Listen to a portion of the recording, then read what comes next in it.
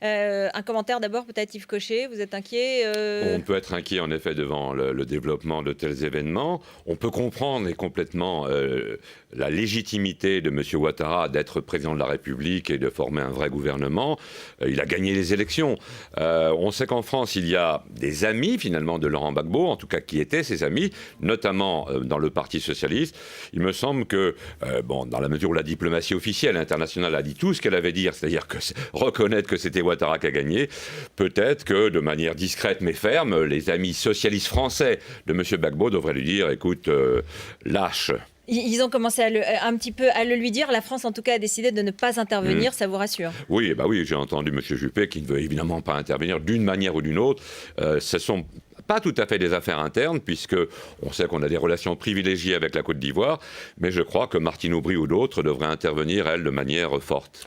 Yves Cochet, on va parler des Verts, de la présidentielle des Verts. Vous êtes candidat, vous aussi, aux primaires Oui. des Verts, aux primaires de Rock au Collégie Les Verts. On sait qu'il y a également Eva Joly, mais vous aviez dit, d'une certaine façon, je me retirerai peut-être si Nicolas Hulot se présente.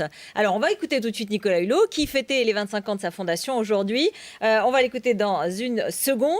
Vous allez nous dire peut-être un petit peu comment vous avez accueilli cette déclaration, peut-être la décrypter un peu avec nous, parce que c'est encore un peu compliqué à comprendre. On va l'écouter.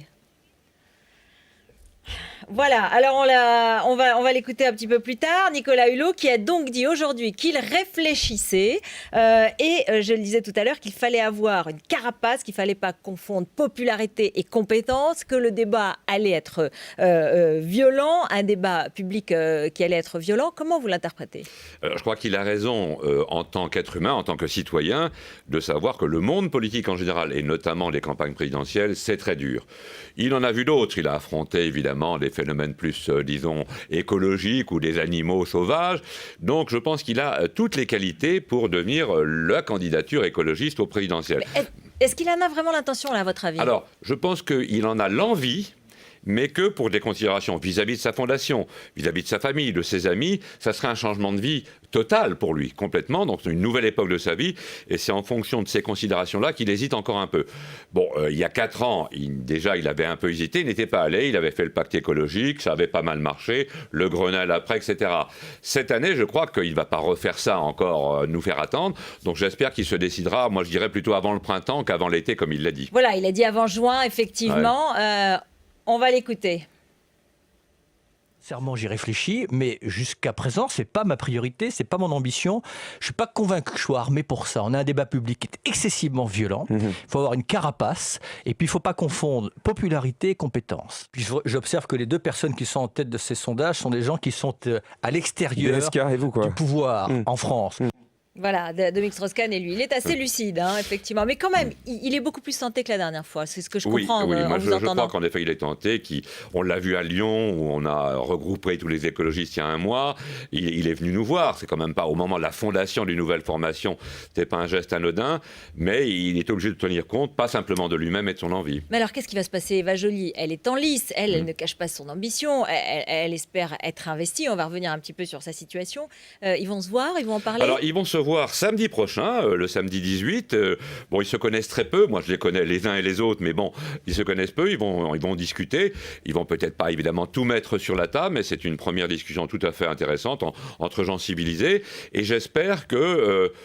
comme je l'ai fait, moi j'ai dit si Nicolas Hulot y va, je ne me présenterai pas aux primaires internes des écologistes.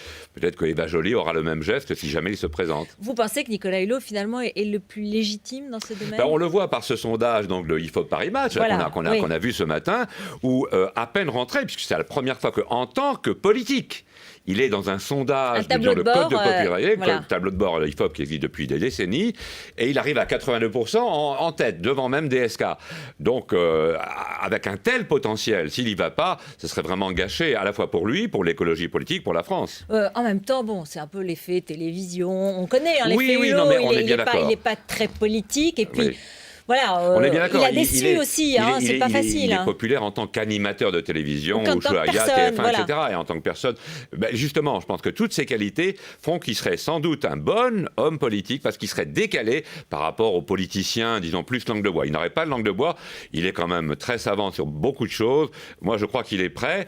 Il a envie, mais il est retenu par quelques considérations externes à lui-même. Ce que j'entends aussi en creux, c'est que peut-être Eva Joly n'est pas aussi prête, qu'elle est peut-être plus langue de bois, qu'elle est peut-être plus amateur, qu'elle est peut-être pas aussi connue, surtout parce que là, pareil, on voit, voit une cote de connaissance, de notoriété, de popularité qui est très basse par rapport à celle de Nicolas Hulot. Certainement. Et puis, elle est également nouvelle en politique. Ça fait quoi, 1 an et demi depuis les européennes de 2009 qu'elle est là. Elle est nouvelle un peu en écologie. Nicolas Hulot, il n'a jamais été en politique électorale, mais il connaît bien le monde politique à force de s'affronter en tant qu'ONG. Dans le Grenelle, il était quand même très présent.